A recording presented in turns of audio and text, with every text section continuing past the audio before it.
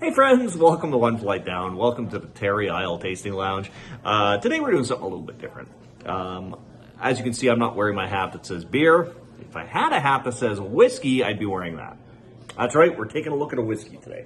This is a whiskey that I picked up in Scotland back in the summer from the Tomatin Distillery, which is located just outside of Inverness. I'll tell you a little bit more about that in a sec. I meant to do this video, my plan was to do it over the Christmas break.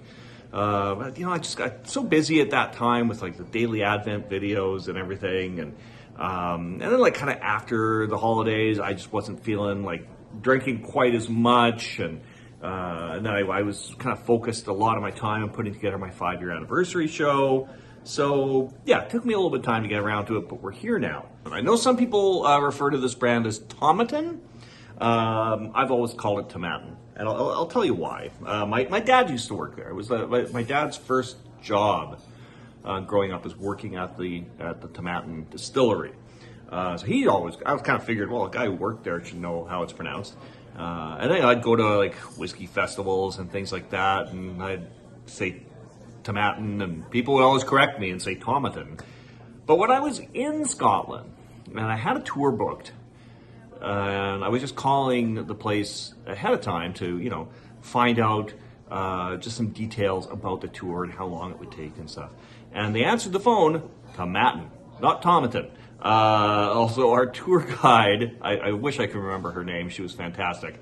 Our tour guide also referred to it as Tomatin. So that's what I'm sticking with. I figure all the sources seem right on that.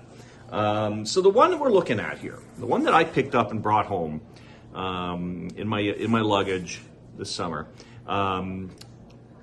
the Tomatin 2010 Barolo cask. It's a limited edition 3 of 3, and the 3 of 3 is in reference to 3 different kinds of their 12-year aged whiskey, aged in Italian wine casks. So there's a little story on the back of the box here that I'll read that out to you, and that'll give you a little more information there.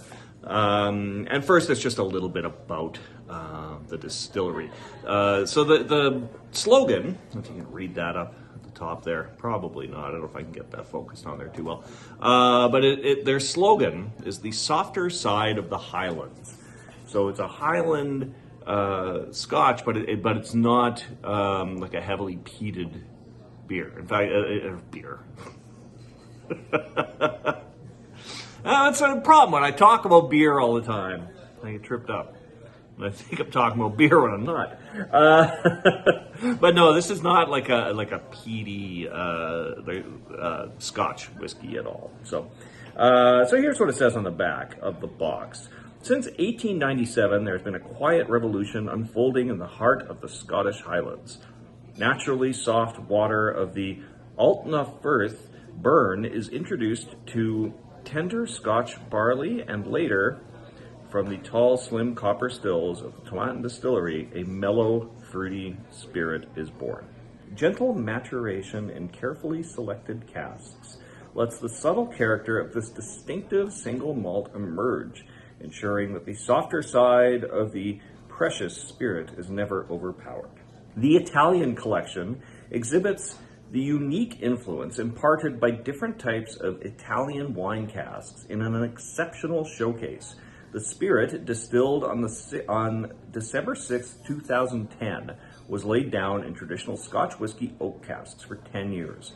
On the 10th of February 2021, it was then moved into Marsala Amarone, I'm really terrible with Italian words, and Barolo wine casks for a further 2 years, resulting in a wonderful trio of single malt Scotch whiskeys. And it says here, for the Barolo edition, aromas of mulled wine and dark chocolate lead, while on the palate there are notes of spiced mead.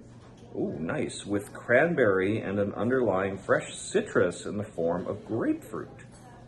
Light tannin and sugared almonds linger on the finish. All right, it comes in at 46% alcohol. So I tried all 3 when I was there, and my plan was just I wanted to bring home a whiskey that I basically can't buy here. I couldn't afford the duty of bringing back all 3 of them. So I tried each of these, and this was the one I picked. And they were all really good. Yeah, it's hard to pick like the best. So I don't know. I just went with what ended up being the 3rd one that I tried. So anyway, we're gonna open up the box and take the bottle out. Yeah, so I've had this since the summer. I've not opened it yet, obviously. Check out that beautiful bottle. Look at that. All right. I should do more whiskey reviews. It's kind of funny because when I first thought of doing this channel, a big inspiration for me was having watched a whiskey review channel. And then I thought, I don't really know that much about whiskey, but I could do it with beer, was kind of my thinking. So yeah, I don't know, I might occasionally do a whiskey on here, but this one I've been planning on doing. Just because it was such a fun trip out there. So yeah, Inverness, Scotland is where my family's from. While I was there, I went to the original Terry Isle bar, which this place is named after. I spent some time there with some friends, and my friend Ken and Don from Don's Beer Reviews and we all traveled out to the Tomatin Distillery, which is like, I'm going to say like about maybe a 15-20 minute drive outside of Inverness, which makes me think, wow, it was a long drive for my dad to go to work every day. But yeah, that's what he did. All right, so I'm going to get this open here. And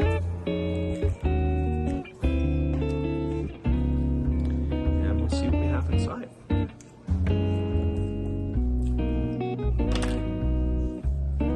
I got the opening music going, It's pretty similar to my sipping music too. All right, so here we go. There's the cork. I'm gonna open it up.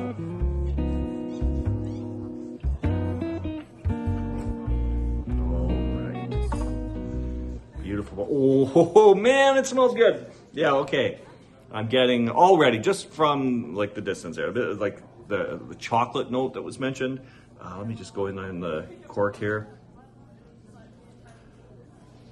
Yeah, I definitely smell like a chocolatey note. Not getting so much the citrus they talk about. There's a touch of a smokiness to it, which is not what I associate with Tomatin's whiskey very often, but let's go in and try it out. I'm going to use my very faded Winnipeg Whiskey Festival Glencairn glass. I guess it's been a few years since I've gone to the Winnipeg Whiskey Festival, and I have to give it a miss this year too, unfortunately, just for money reasons. But I'd like to go again. It's a really fun event. So I think it'll be fun to do a video there too. But not going this year because it is a little pricey, and then I always end up buying stuff there too. And that, whiskeys aren't cheap, right? So it ends up becoming a pretty pricey night. All right, let's pour this out. All right, take a little look at what we got here. Okay, it's a nice color on there. Swirl it around to see if we get some legs on the glass, which I think we see a little bit there. I don't really know what that means. I just know it's a thing people do.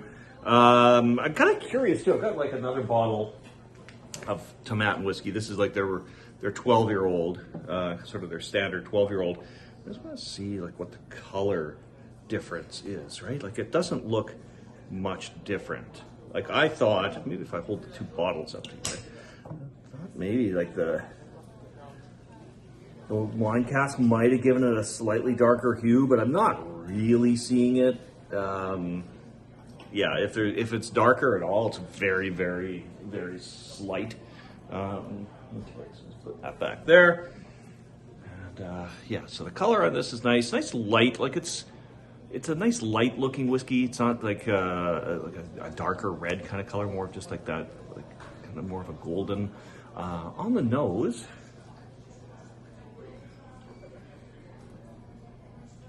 Okay, as I said, definitely getting some sweetness on the nose, and I know that the box here said that there was chocolate in there and mulled wine. I could get definitely a wine kind of a note on there. But yeah, the things that I'm supposed to be looking for here are some mulled wine, dark chocolate, and mead, cranberry, and citrus, particular grapefruit, which I don't often associate with whiskey. So I'm going to go ahead and have a sip of this. Cheers, my friends.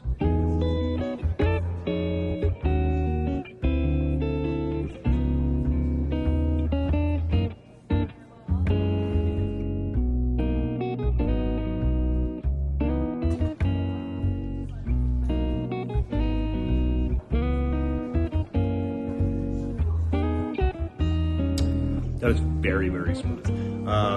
There's like no burn going down with that at all. There's a very nice, easy to sip whiskey.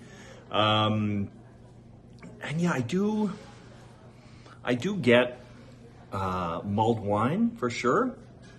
Dark chocolate. The reason like I should have been doing this at Christmas is because yeah, like mulled wine and dark chocolate, dark fruits and things like that all kind of seems very Christmassy. This feels like it would have been a nice Christmas beer. See, I did it again. Yeah, that's what happens when a beer reviewer tries to talk about whiskey. He just keeps calling it beer.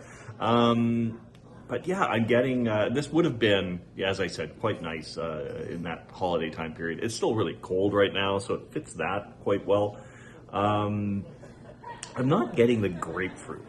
It said like a citrusy note, particularly grapefruit. I'm not quite getting that, but going in for another sip, we'll see.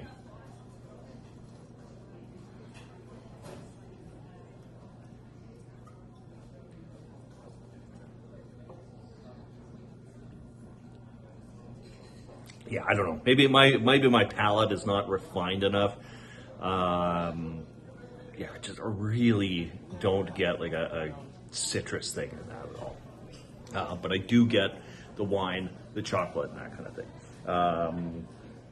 It's really nice. I'm glad I brought it home. Yeah, I don't drink whiskey a lot, so it'll take me some time to go through this. Or I have a couple visitors come by. That tends to get my whiskey drank a little faster if I've got the right visitors coming over. But yeah, it's quite nice.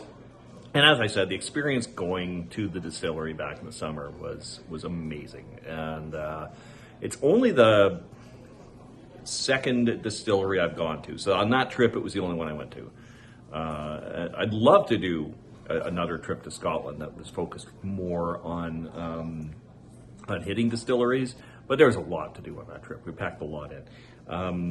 But yeah, I think that, yeah, I would like to do that, like to do a trip where it's just like hitting all these different distilleries.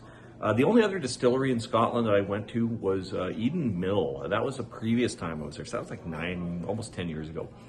And Eden Mill at that time was so new that they couldn't even refer to their product as whiskey yet. It was distilled spirit because your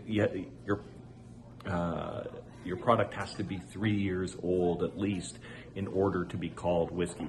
And I don't know if that's everywhere or just Scotland, but definitely the case there.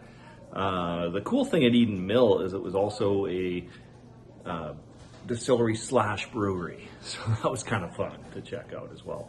But I'm glad I went to Tomatin, just the history with my family and stuff. It was kind of cool to go there. And I really like their product. And as I said, their slogan is the softer side of the Highlands. Definitely what this tastes like, and most of the things I've ever had from them have been quite mellow. So yeah, if you happen to be thinking about getting a Scotch whiskey, I can't recommend Tomatin enough, unless like if you're really into the peatiness and the smokiness, this is not the one to go with, because yeah, that's just not what they do. But I really like it. It's just nice, mellow, easygoing whiskey. I always like their stuff. If you manage to come across anything from this Italian collection, I would definitely recommend that to you. And yeah, hopefully you can find it. So anyways, thanks for sitting down having a whiskey with me. I know it's a little different from what we normally do, but hey, every once in a while you gotta try something different. That's what Drew from Beer for Breakfast, Facts for Snacks always says. Try something different. Or as the Ginger Yeti would say, embrace the adventure. Two of my favorite slogans in the BrewTube universe. All right, my friends, thank you so much for dropping by. We'll see you all again real soon. Cheers. Oh, hey, by the way, sipping on this for a little while, I am getting the citrus now, and it's nice.